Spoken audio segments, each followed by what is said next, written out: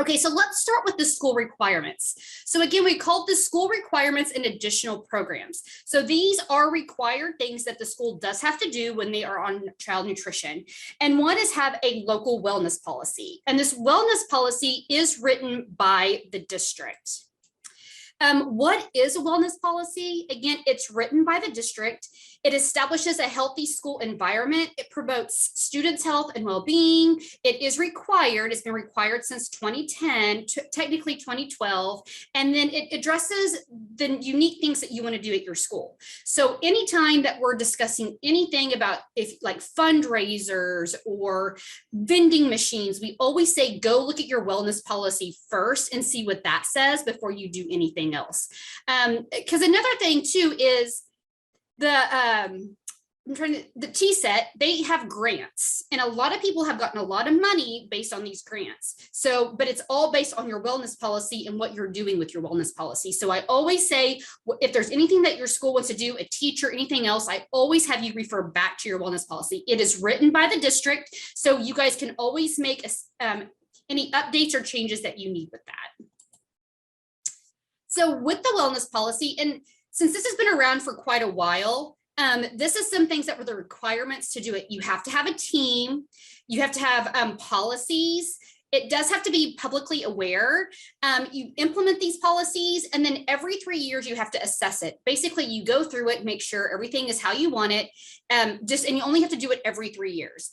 So we have told people when you do form a team that it needs to be comprised of parents, students, school board, child nutrition employees, just a wide array of people.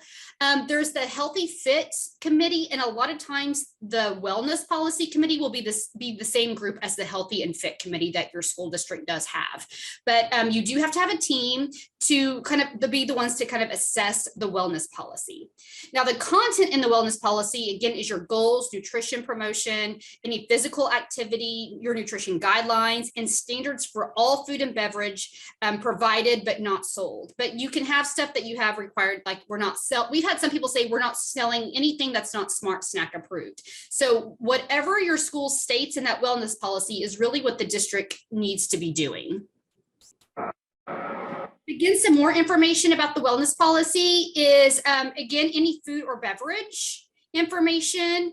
And you do have to inform the public. So what we have always said is, especially when it comes to child nutrition, if you have a child nutrition page on your website, for your school website, put the wellness policy underneath that. That way you're always getting public. And then every time that you do update it, I just say leave the regular wellness policy. And then anytime you update it, upload it with the new date when you did assess it or when you made any changes to it. That way, as when we come out, because when we do a review, we have to see that you did this assessment. We have to see that you updated it, and we also have to see that it's made available to the public. The best way to make it available to the public, again, is just putting it on your school website. You can also put the assessment out there as well. And we have an assessment. So if you went to ABBM, we did put the assessment as one of your handouts in your packet. If you go out to the CARS, other documents, we have under the wellness policy section, we do have the triennial assessment there. If you haven't done it, you only have to do it once every 3 years. So just check to see the last time that you did do the assessment. And then once you do it, you can put it out there. Again, you have to put it has to be made public. Like I said, I told all my schools when I was in the field, just put it on your school website, somewhere in your school website. If you have a child nutrition page, you can put it there. It's just, to me, that's the best method. You can also, if you have a handbook or if a newsletter, but you do have to make it available to the public. And that's what that's kind of what your committee's supposed to do, but someone does have to administer it. They have to make sure that it does get written, it gets updated, and that people are following it. You do need to have buy-in from your school staff and your community, because we have seen it quite a bit where the wellness policies says one thing, but then you have other members, not necessarily child nutrition, but you have other people that kind of want to do what they want to do and not follow the wellness policy. But this is something that is monitored. It is something that the school does need to go by. And like I've mentioned before, I know a lot of schools that have gotten some really good grants, like a lot of money in grant money based on their wellness policy. So if you're not following your wellness policy, I don't know what happens. I don't know if you have to pay some money back from the grant I don't know, because you were awarded the grant from TSET based on your wellness policy. And again, with that assessment, we have a one-page assessment that you can use. Again, it's out on the website. Just pull that out. If you went to ABVM, we gave you the assessment in there as well. So just take that out. It only has to be done once every 3 years. You can do it more often than that, but the longest amount that you can wait is every 3 years. So again, once you update it and once you make the assessment, because you may not need to make any changes. Again, just put the assessment out on your website or make it available to the public, just saying, hey, we've looked at this and we have no changes, or just whatever you need to do to make sure that the information is up to date. Okay. Now, again, with the administrative review, this is something that we do look at when we come out for review. So we do need a copy of your local wellness policy. You will actually upload it, or your consultant, your program specialist will ask for a copy of it. We have to have the responsible parties for reviewing and updated. Whenever I was in the field, I would just ask to see the minutes for when they talked about it in the committee and the sign-in sheet for that. We will have to have a copy of the district's most recent triennial assessment. Again, if it is on your website, just let us know or send us the link, and that way we can go and get it, because we do again have to have documentation showing that your most recent assessment was made available to the public. Do you have any questions regarding wellness policy? All right, okay, let's get into Smartstack. So Smartstack, again, is all food and beverage that is sold to students during the school day. And when we talk about like fundraisers and being sold throughout the day, we're talking about things like that when you exchange money that they're going to turn around and eat immediately. We're not talking about things like blue and gold sausage, cookie dough, which if you're anything like my family, you think when you get cookie dough, you should eat it directly out of the bucket. These are meant to be items that, that are consumed right when money is exchanged. So what must meet Smartstack standards?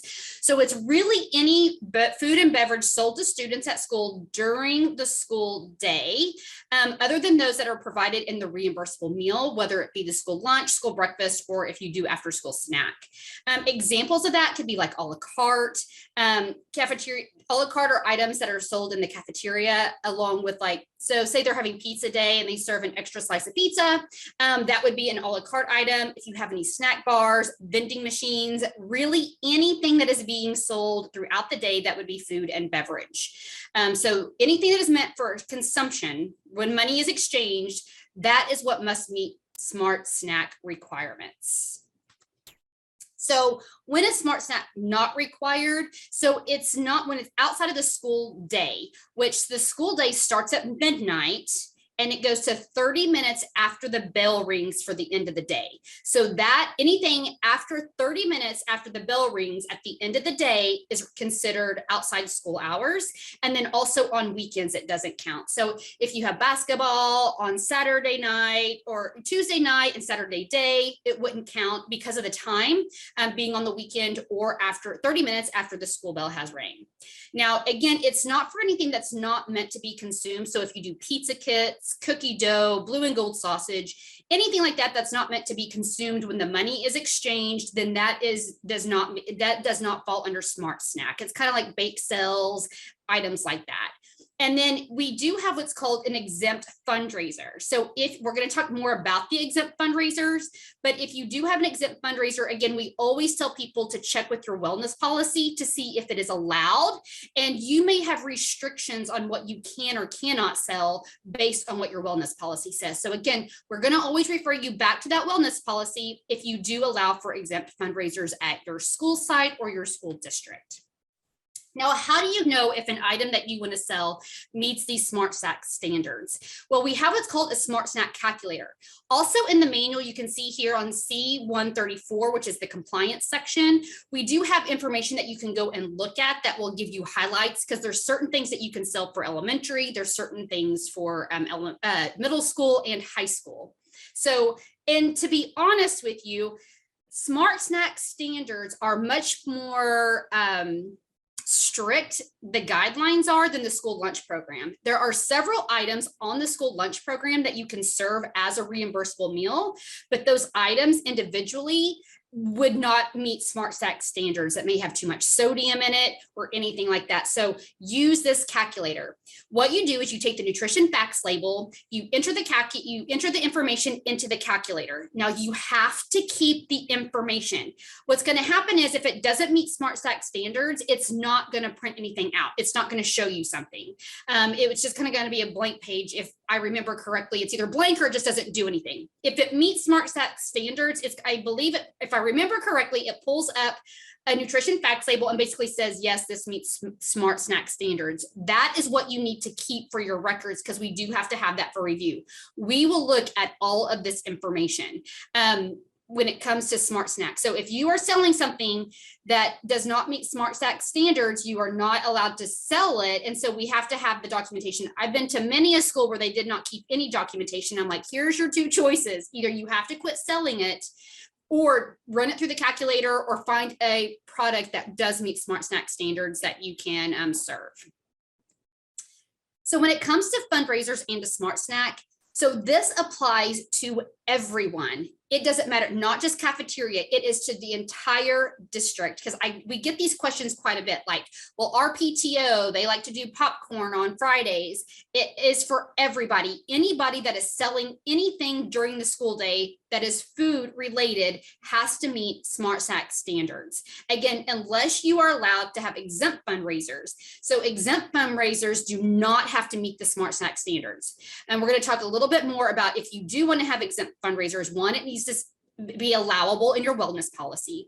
Someone has to oversee your exempt fundraisers, and fundraisers that are exempt cannot be sold at the same time as any child nutrition program. So you can't sell something during the school lunch program. You can't sell something when breakfast is going on, or if you do after school snack.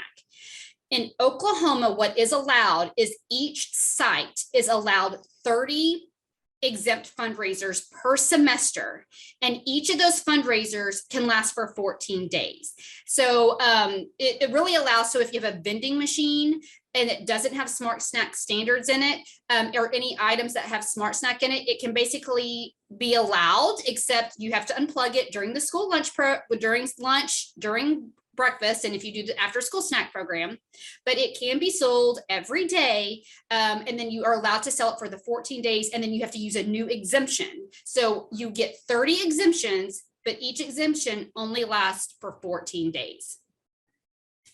And so say you do have a vending machine, that one vending machine may eat up if yours, because maybe your school says, no, we're only going to allow for 5 exemptions, not 30. So you have to make sure, again, you follow those guidelines. But if you do the 30 fundraiser and you have a vending machine, and that one vending machine eats up all of your 30 exempt fundraisers, then no other organization can use it. You only are allowed 30 fundraisers per site per semester, and each fundraiser, the exemption only lasts for 14 days. So if you guys do choose to do exempt fundraisers, and I'm actually surprised at the amount of districts that I have heard of that don't allow for it, but if you do not allow for exempt fundraisers, you do have to have a written exempt fundraiser policy. Someone has to be the contact at each site who is overseeing your exempt fundraisers. We do have a form that you can use that is in CARS, other documents that people can fill out. We had a school that's what they did. Anytime someone wanted an exempt fundraiser, they had to fill out this form and give it to their contact, and then they approved it or did not approve it. Exempt fundraisers, as I mentioned, they're anything, even if it's exempt, it's prohibited for being served during the lunch program or the breakfast program, or if you do after school snack. Now, if the food item that you do sell, if it does meet Smartstack standards, it is allowable that it can be sold during the school lunch or the school breakfast program. We really don't advise it because you really don't want to take money away from child nutrition unless it's child nutrition that's selling the item. But if you have another organization that wants to sell something at the same time as breakfast or lunch, and it does meet Smartstack standards, it is allowable. Now, one thing for school districts, so I mentioned to you that there are some items like that it may not meet Smartstack standards, but you can serve it on the school lunch prep on the lunch program or the breakfast program. Now it is allowable, you can sell, so let's say it's pizza and the sodium's over on Smartstack. If you're selling that exact same pizza that you want to sell a la carte, you can sell it the same day or the day after. But you can't sell it just like on a Wednesday and then you serve the exact same pizza on a Friday. I mean, it has to be either this, you can sell it the same day that you're giving it as a reimbursable meal or the day after. And it has to be the exact same product. You can't be like, well, we use this chicken nugget in the reimbursable line and I want to sell this chicken nugget a la carte. It has to be the exact same product. It can't be two different products. So that would be our Smart Snacks and Exempt Fundraisers. Do we have any questions regarding that? You guys are a quiet group today, which I don't blame you. Again, I'm about to go on vacation, so I don't blame you.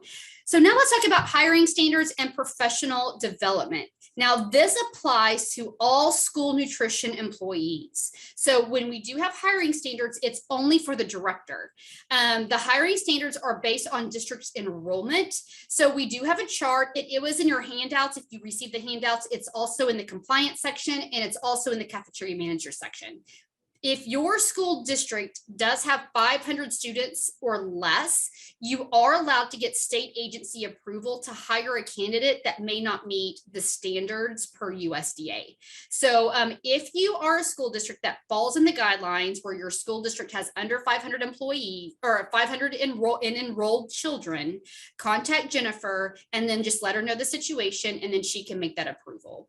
But you do have to follow that, and it's just for the director. Every school district, all school districts have to have a child nutrition director. Even if you're like, well, but we use a food service management company. Every school district has to have a child nutrition director. They all have to meet they all have to meet these hiring standards. And they all have to have the 12 hours of professional development each year.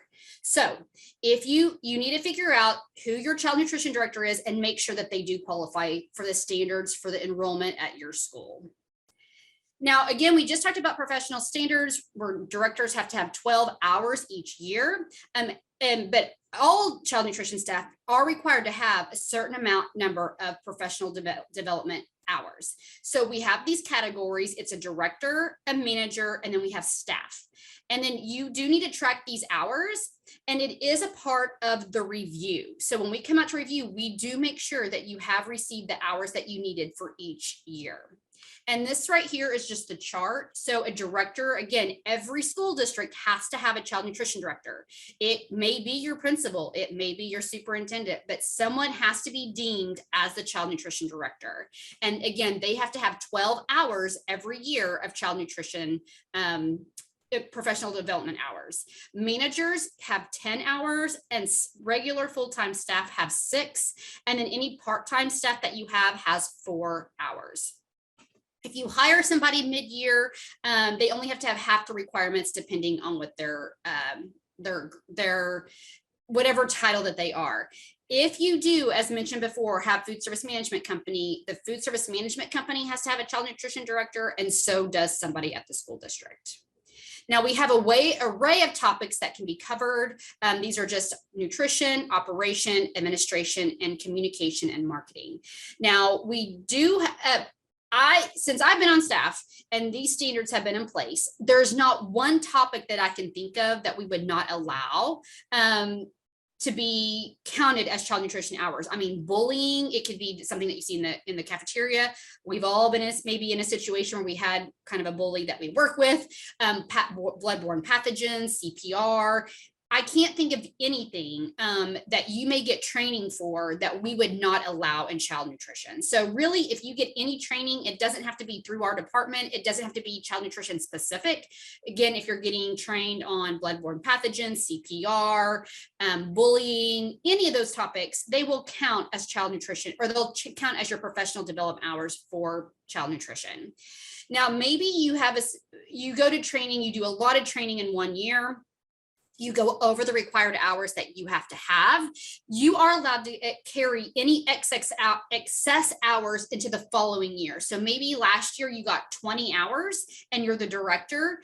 Then that means if you have 20 hours, you can carry over 8 to the next year, but it can only go to the very next year. You can't just keep it going. So if you get a lot of hours in 1 year, then the next year you don't have to have as many. But I will say we do provide training a lot. A lot of these trainings that I'm doing this last 2 weeks, I also try to offer it every 3 months. Food buying guide we do every other month, and then not just that, but we will do verification training. We'll do low income. They're all little 1 hour. We will give a certificate for those when we go to them. So we do offer tons of training, and then I'll also give you ideas for other training that you can have as well. Again, really any type of training, not just from our office or just child nutrition specifically. If you have any other training that you go to, if you go to commodity training, that would count as professional development hours. So just make sure anything that you go to that you can get a certificate for, it will pretty much count for child nutrition. Again, I can't think of anything off the top of my head that would not count for child nutrition. And just again, as I can reiterate, if you do use a food service management company, the school district and the food service management company and the school district both have to have a director, and each must have 12 hours of professional training every year. So just make sure that you do have a designated, because we're going to ask when we come to your school district, who is your child nutrition director? And it may not be somebody in child nutrition. It may be, again, like a superintendent or a principal or someone like that. Now, these are some required trainings that you do have to have every year. So we do, again, somebody has to go to ABVM every year, at least one person from the district, it's required. Today, I believe is the last day that ABVM will be going on. After this, we will be getting it up in OSDE Connect. So it will be a self-paced training because we understand there's some people that couldn't go. We've always had it up in OSDE Connect. In years past, we just haven't gotten it up quite yet. But it will be out there. Just give us a little bit of time to put it out there. We will, again, make you aware of it if somebody from your district did not attend.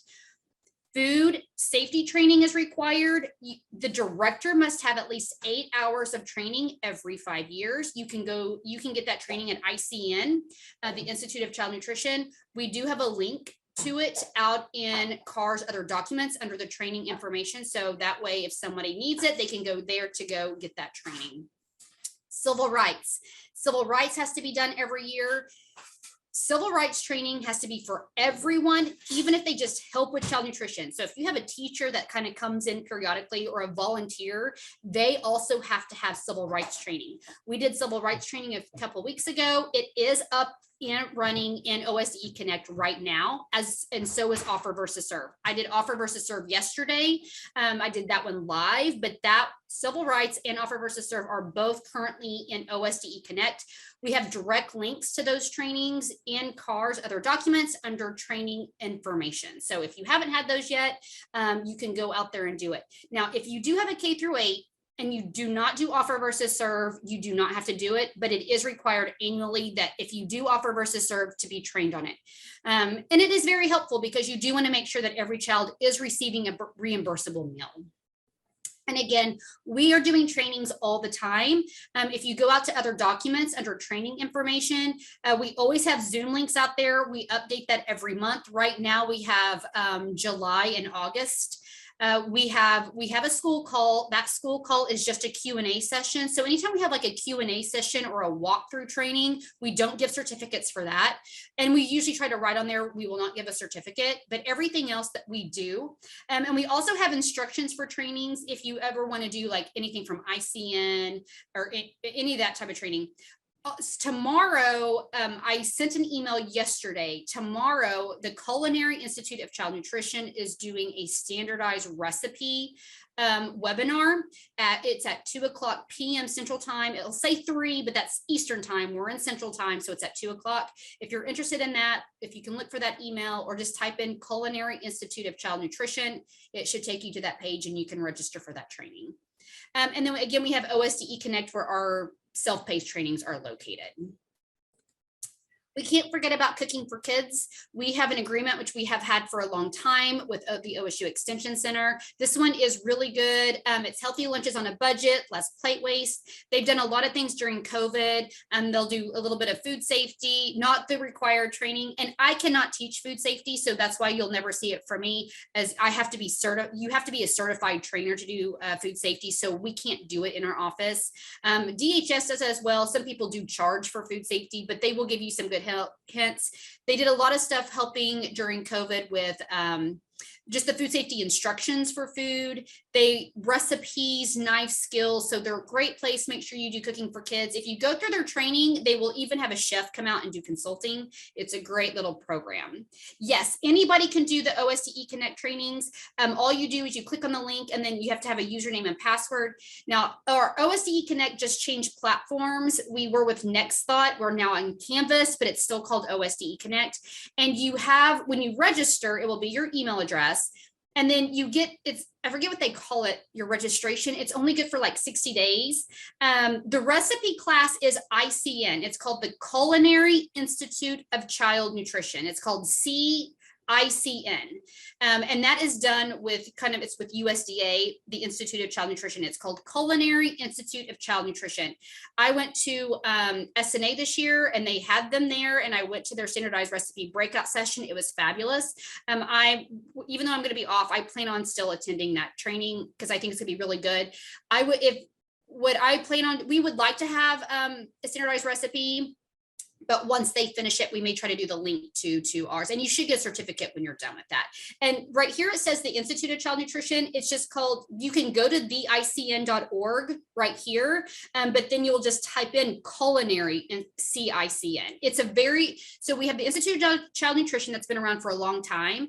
And then during COVID, they came up with Culinary Institute of Child Nutrition. So they have chefs, and I think they're going to do the same thing, knife skills and that kind of thing. But this will be the first training that they're doing under culinary, but it is under ICN. So you can go to that website. And then Team Nutrition does have a webinar the third Thursday of the month as well. But the Institute of Child Nutrition, they will do some live trainings like we do. They also do a lot of trainings via self-paced. So that's a great, and they have every topic under the sun that you can think of when it comes to any child nutrition program.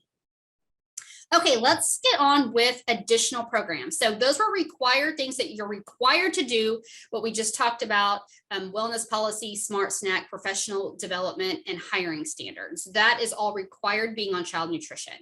Now, these are just some additional programs that we have. All of these programs that we're going to talk about, you do have to fill out an application for it. Once you fill out an application, and also depending on some certain guidelines, you may qualify for some you may not qualify for, and then we have a grant, and you have to be awarded the grant. So these are just some highlights. Like one is going to be the after school snack program. Now it's actually a 30-minute training on the after school snack program, because we find a lot of times it's a teacher or somebody else that is doing the after school snack program, and it's just more information on how to do the program correctly. Again, it's a 30-minute training, and it will be out in OSDE Connect, but I'm just going to talk to you about what after school snack program is. This information is in our compliance section on page 105 to 115 if you want to go out there and just look at some of the forms and some of the information. So the after school snack program, you can only do it on accredited school days. So if you're a 4-day school and you have some kids maybe come in on a Friday and they do some tutoring and you want to do the after school snack program, it's not allowed. It can only be on days that you are accredited to be in school, to be open for school. You cannot do this program. It's like the school lunch program.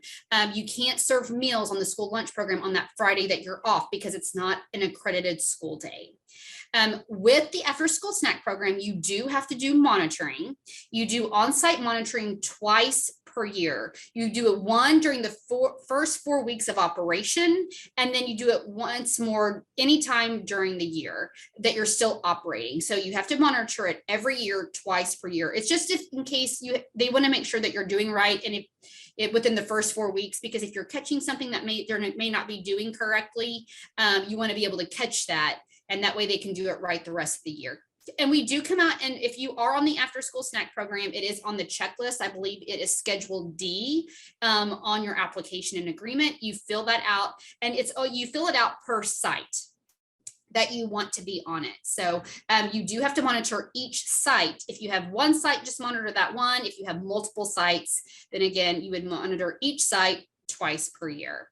Now, really, any school district in Oklahoma can be on the after school snack program, but there are two ways to claim.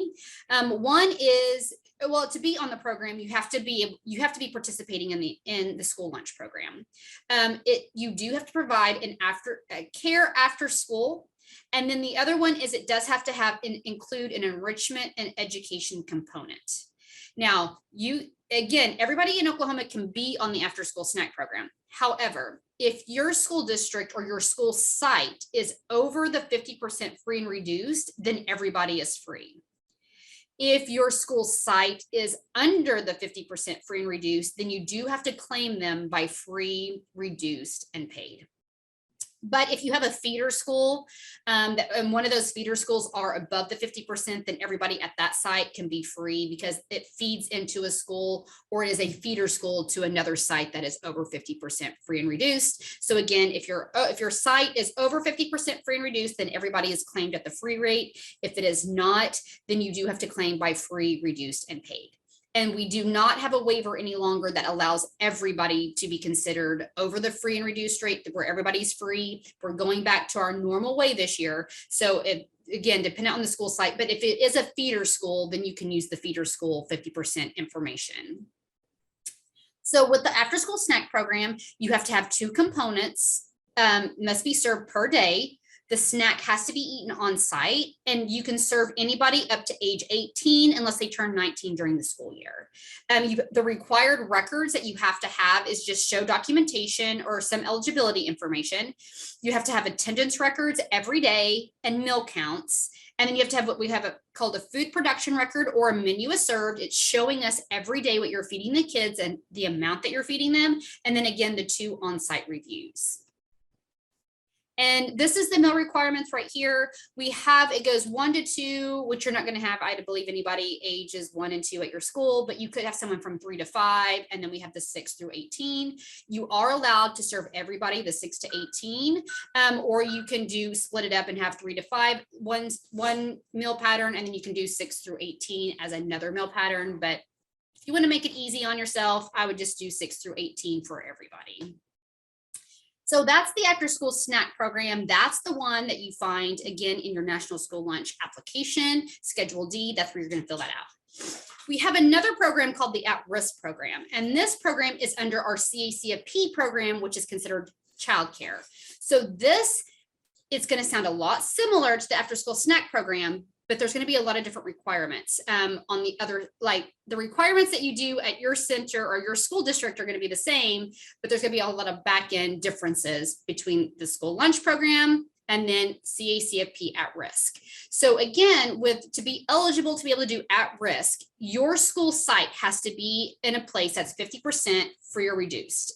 If your school site is under 50% free and reduced or school district, you cannot participate in at risk.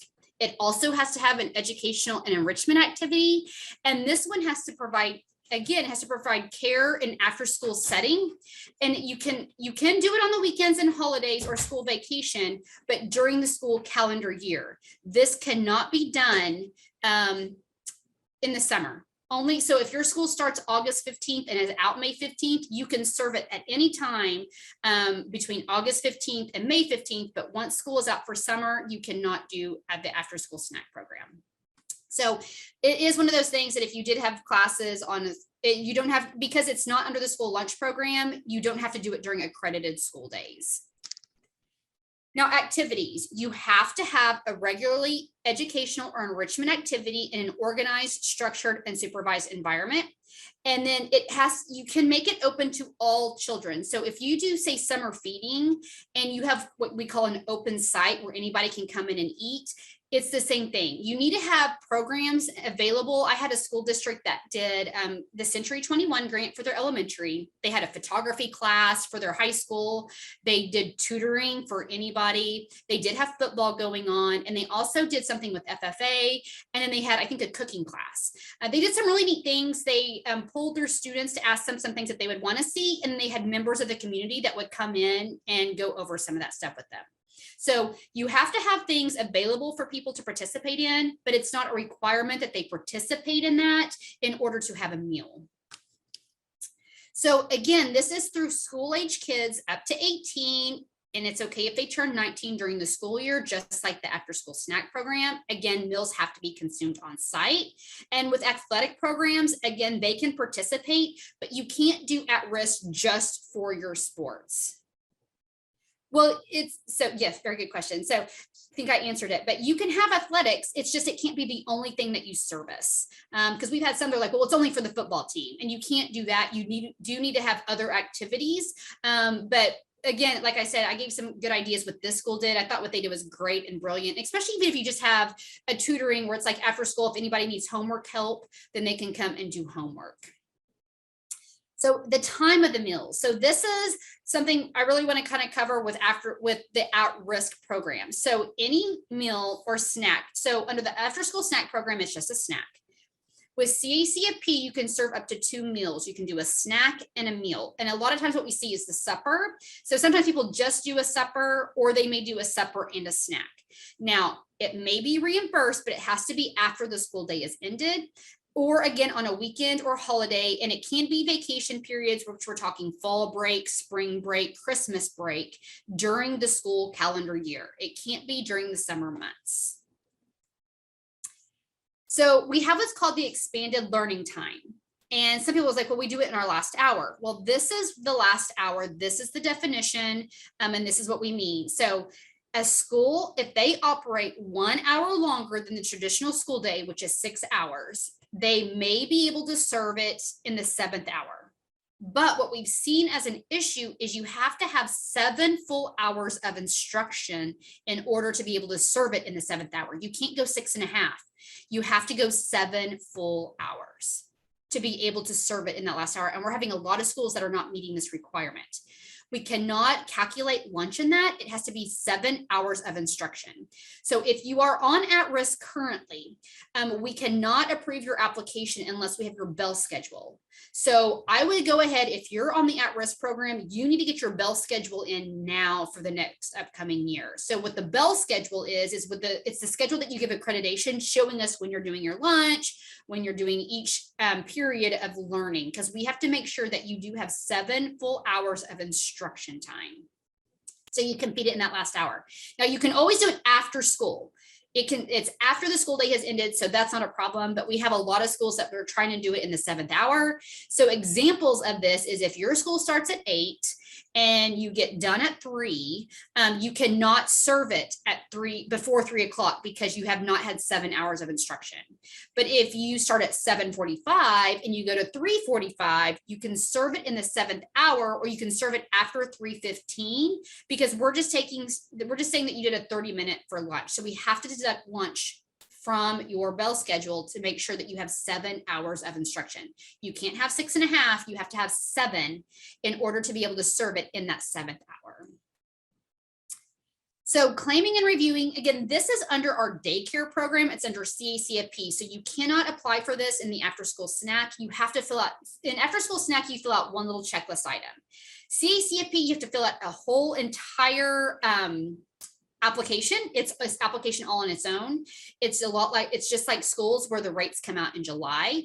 Again, you can be reimbursed for 1 meal and 1 snack, and all children on the at-risk program are reimbursed at the free rate. Whereas the after-school snack program, they could all be free, but you may have to do it by free, reduced, and paid, depending on if your site is over the 50% free and reduced or more. Now, some just reminders about at-risk. It is a separate program. it's a separate review. We review every 2 to 3 years, so it won't be in line with your school. With CACFP, it's required to be every 2 to 3 years. Multiple schools have not met the CACFP meal patterns, and we do offer meal pattern training. We also have it in OSDE Connect. It's about a 3-hour training that anybody can take. If you're not sure, contact your program specialist, or you can contact our office. Again, if you go to the training calendar in the CACFP system, that's where we put all trainings, Zoom, anything. We also do OSDE Connect with CACFP as well. All their direct links are in the resource library under the CACFP program. And the school program, their fiscal year is July 1 to June 30th. The CACFP fiscal year is October 1 to September 30th under the federal guidelines. Now, a lot of you are probably going to be very familiar with this program, which is Seamless Summer. You just all got done doing it, but we just like to cover it because it may be quick when people forget about it. So this program is also, you have to participate in the school lunch, school breakfast program to be able to do Seamless Summer. It follows the school meal patterns and the breakfast meal patterns. Again, it's a separate application. It's a little application in CARS. It's not big. It's not quite as easy as the after school snack, and it's not near as heavy as the at-risk program. But Seamless Summer, again, it's in CARS, it's in the checklist. The reimbursement is the same as it is. So I know you had a different rate when you were doing it before, but the rate for SSO is the same as the school lunch and the school breakfast rate. Again, you can do 2 meals. You can do a lunch. You can do a breakfast lunch. You can do or a snack and lunch, but you can't do supper and lunch. You have to have a main meal, or you can do breakfast or lunch and then a snack is how you can do it. Or you can do 2 snacks, however you choose to, but you can claim up to 2 meals per day. Now, for a site to be open, you again feed all kids for free, which I think a lot of you were used to. You do have to be at least 50% free or reduced in the area to be able to serve on SSO. Again, any child under the age of 18. We have had some schools that do a closed enrollment, and you may qualify for that. Again, if you're over the 50% free reduced. I had a site that was closed many years ago, and the reason they wanted to be a closed site is they were doing summer school, and it was kind of in a rougher area, so they just didn't want anybody coming in. So with SSO, we have what's called an open site, a restricted open, closed, migrant, and then camps. But again, most of you, as you were aware, you were all an open site. We have the SSO program. We also have the summer feeding program. If you are curious, it was in the handouts. This application can actually be done at any time for SSO. Now, summer feeding, you can only do it up until April, but with SSO, you can go in there at any time. So with SSO too, we had a lot of not a lot, but we had some school districts that they were doing remedial classes. So let's say they did a 2-week spring break, and then they did remedial classes for 3 days. Well, if it's not an accredited school day, you cannot claim on the lunch program. It has to be a accredited school day, but you can do SSO on those days that you are having stuff, like if you're doing remedial classes, because it's not an accredited school day, you can serve SSO. So this school did it during spring break for 3 days. They would also do it during Christmas break for 3 days. So you can do SSO during the year as long as it's not on an accredited school day. The main difference is the rates and then the meal patterns. So really, we call SSO just an extension of the school lunch program. But you can fill that out at any time, and you just mark on there the months that you're doing it. Because again, we had some school districts that did do it in May. They did it in December, and then they would do it during the summer months. And you can do SSO, and then during the summer months, you can do the summer feeding program. So you just have to make sure you do that application. And then the last little thing that we're going to talk about is the Fresh Fruit and Vegetable Program grant. So if you're interested in fresh fruit and vegetable, it is a grant. So we can't award this to everybody. It's only we get a certain dollar amount, and then once the money is gone, it's gone. So with the Fresh Fruit and Vegetable grant, it's in the checklist. It is in the application and agreement. You fill that out, and it closes August 26th. So you have about 23 days to fill that application out. What it is, it allows a school to purchase and serve fresh fruit and vegetable to students, but it cannot be during the meal. It has to be a separate time on its own. You cannot serve it during the meal at all. The funding is based between $50 and $75 per enrolled student. So it's going to vary. And then it's a cost reimbursement program. If you spend $1,000 that month on the fruit and vegetables for that fruit and vegetable program, we're going to reimburse you the $1,000, and you claim it until the money's gone. It's only allowed for elementary sites, and those elementary sites have to be on the school lunch program. This is not DOD. This is not the DODO Fresh program. It's a completely separate program. DOD Fresh, you use your commodity dollars and you get fruits and vegetables for the school lunch program. This is a grant. It's completely different. It has to be done outside. So you would maybe do it in the afternoon, and you're maybe in the classroom with the teacher. So this is cannot be done during a meal service. It has to be done outside of the meal service.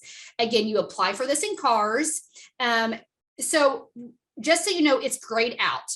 You can call our office to have it unlocked, but I think they're about to go in and unlock it for everybody. So if you want to apply, it does follow the federal fiscal year, again, which is October 1st to September 30th.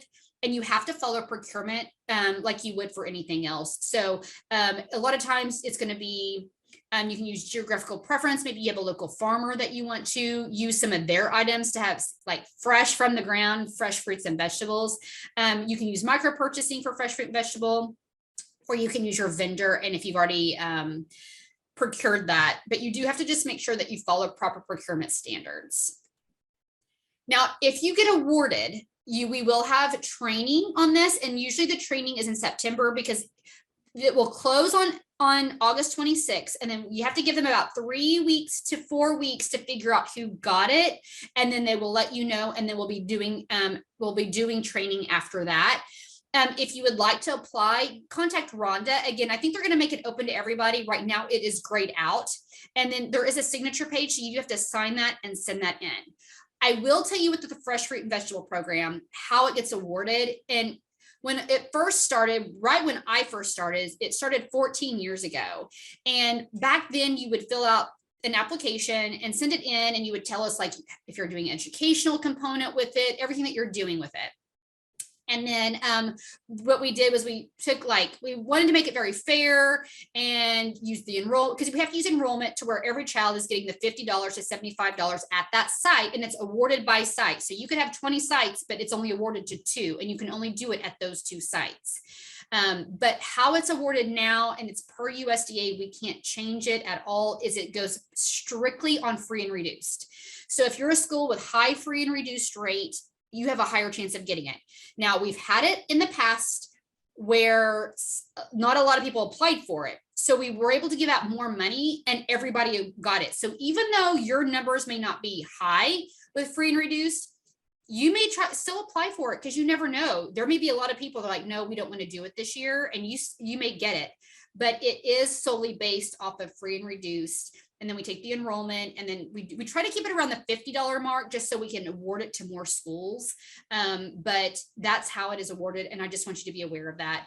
And even like we got the equipment grant again, I don't know when it's going to be available, but even with like the equipment grant, it's again based on free and reduced, but you never know who's going to apply, and they can only get it once. A site can only get it once. So I would say always just try it, even if you're a school that's lower free and reduced, because you just never know who else is applying. So it's never going to hurt to do it. Well, that is it for today. I hope this was a good overview of some of the programs that Child Nutrition offers. I also hope it was a good reminder of some of the requirements for Smartstack professional development. And again, you may have some people at your school district that they handle one of those requirements, or maybe they handle a program. So this is a good little training that they can take. Again, we're going to offer it about once every 3 months, and it's going to be out on OSDE Connect soon. Just give us a little bit of time. But if you guys have any questions, I'm available. I'm going to stick around for just a little bit longer. But thank you guys so much for joining me today.